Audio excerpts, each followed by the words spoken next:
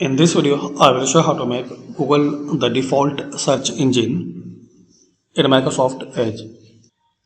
So click on these three dots, then settings.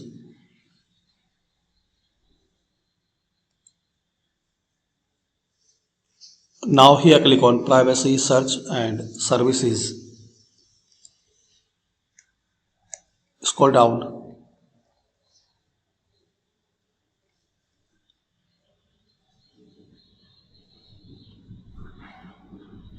and here the option address bar and search.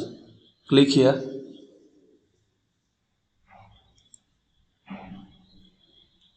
and search engine used in the address bar.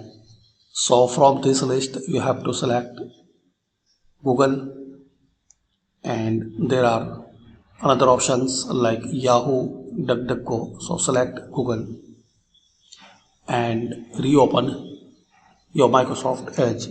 So this is the way you can change and you can set Google as a search engine in Microsoft Edge. Thanks for watching.